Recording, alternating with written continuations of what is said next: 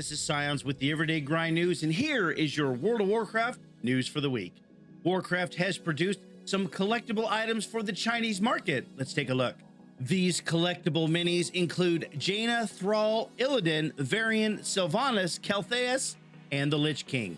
If you're wanting to level another character, now is the time. The Winds of Wisdom buff is now in the game, but it won't be there forever. As soon as the Drakthir race is available in the pre-patch, it goes away. Here's how it works. If you're just returning after a hiatus from World of Warcraft, leveling another character or two, or preparing to get ready for the Dragonflight expansion, then this is the perfect time to jump into the game. Beginning the week of October 4th, that's this week, with each region's local weekly reset, all World of Warcraft players level 10 to 59 will gain the experience buff called Winds of Wisdom, which will increase experience gains by 50%. A surprising turn of events, Blizzard has added account-wide PvP rewards to Season 4. Here are your item and rewards changes, which is really good. Era, the heirloom broker located in Oribos, sells the following bind-on account item. Eternal Equipment Chest contains one piece of item 275 unranked PvP gear. The chest can only be purchased with Conquest by a character with a 1400 or higher rating in any PvP bracket. Raider.io is running the Break the Meta push event coming up soon for eligible classes that don't use the meta spec. This event is open to all runs with eligible specs. Here's your list. Here's your eligible class spec list. Let's start with DPS. Affliction Warlock, Arcane Mage, Arms Warrior, Assassination Rogue, Balance Druid, Beast Mastery Hunter, Elemental Shaman, Enhancement Shaman, Feral Druid, Frost Death Knight, Frost Mage, Havoc Demon Hunter, Retribution Paladin, Shadow Priest, Subtlety Rogue, and Unholy Death Knight. For your healers, Discipline Priest, Holy Paladin, and Mistweaver Monk. And for your qualifying tanks, Guardian Druid, Protection Warrior, and Vengeance Demon Hunter. Prizes for this event will be spread out throughout the week, including this one. Some players may get this toy that is no longer available, the Shrouded Banner of the Opportune. It's a toy. Plant a banner representing your successes against the Shrouded. It's got a 10-minute cooldown. All you need to do to get this toy is to complete 2 eligible runs at a plus 15 level or higher. Wrath of the Lich King Classic has updated and fixed a number of issues, including the battle for Undercity, but there's still some workarounds that you need to know about. In reference to the quest Battle for Undercity, it should be noted that if you were in progress on this quest chain on any quest after Darkness Stirs and Return to Angrathar prior to Monday, September 3rd, it's possible you may not be in the correct phase to see some RP events or quest objectives related to this quest chain that occur in Orgrimmar or Stormwind. The workaround for this is to simply travel to Terrasfall Glades and speak with Zidormi to re-enter the battle for the Undercity phase.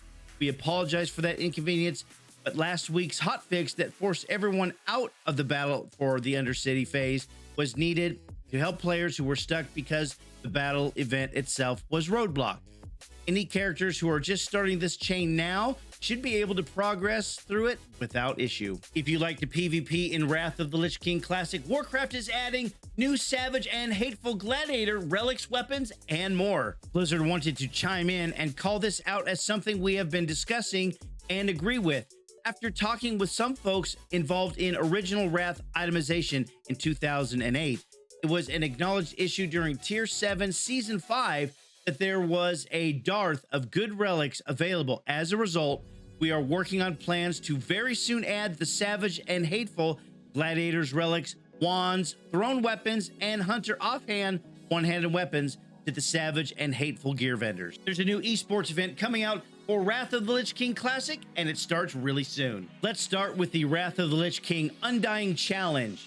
While many adventurers have conquered Naxxramas before, few are as fast and efficient as 2 of the top speedrunning guilds in their home realms. Progress, EU Firemaw, and Space Force, US Ferlina. But what if they didn't have all of the best items and near unlimited time to gear up? The Undying Challenge gives these 2 guilds basic level 80 characters, limited time to gear up, and then has them speedrun through Naxxramas. Can these guilds conquer the challenge without dying? Watch them take on the Undying Challenge on October 22nd and 23rd live on YouTube and Twitch. And for you PvPers out there, a Wrath of the Lich King arena tournament will begin soon.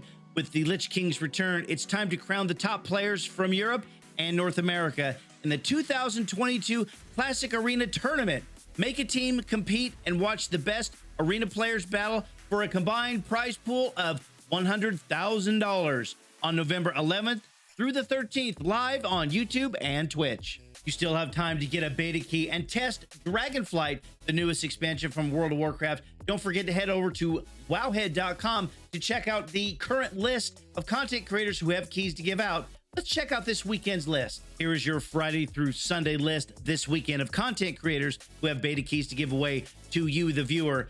Don't forget to get back to Wowhead to check the rotating list, as these content creators only have 3 days to give away keys, and there are more coming. Also, don't forget to check your launchers, as Blizzard opt-in waves for Dragonflight beta are outpacing the keys being given away by content creators. Check your launcher. Dragonflight features 4 new reputations to which you can gain renown and gain some really cool things. Let's take a look at them. The 4 major factions in the Dragon Isles are the Dragonscale Expedition, Iskara Tuskar, Maruk Centaur, and Valdrakken Accord, and each major faction's progression is unique. As you build a reputation with your newfound friends, you'll participate in content fitting a variety of playstyles to earn prestigious titles and special rewards.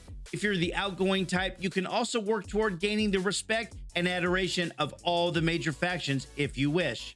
For those who like the added challenge, reach the highest renown rank with each major faction to complete achievements. A data mine list of Mythic Plus dungeons has revealed new rewards for Mythic Plus. These are your Mythic Plus rewards as it stands now. Remember that a level 15 Mythic Plus did give you the maximum amount of rewards. Now it appears that it goes to level 18 to get a maximum vault reward of 418, and the end of dungeon chest will get you a 402 piece of gear. Note that level 15, which was the previous max level, your great vault reward is a 408, and your end of dungeon chest is now a 395. And speaking of Mythic Plus, this is the Keystone Master Season 1 mount reward. It's called the Hailstorm Armoradon.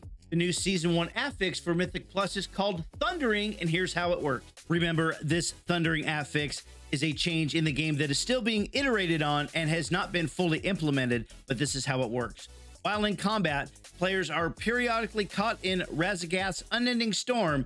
As the storm passes, players discharge excess energy that can damage and stun allies. A Twitter post from Mr. GM, a World of Warcraft content creator, showed that some Mythic Plus zeros, almost all, and some early Raid Finder bosses only drop blue items. Let's take a look. Here's that Twitter post from September 29th. Mr. GM states, the first 4 bosses of Vault of the Incarnates will drop blues on Raid Finder. Mythic Zero dungeons will also drop blue quality items in Dragonflight. Just a reminder that the beta testing right now is subject to change at any time, and this could be not true. For you players out there that love to play alts, the Threads of Fate will continue in Dragonflight, and here's how it's going to work. If you're leveling for the first time in the Dragon Isles, you will continue going through the Waking Shore storyline with the next quest in the chain, Excuse the Mess.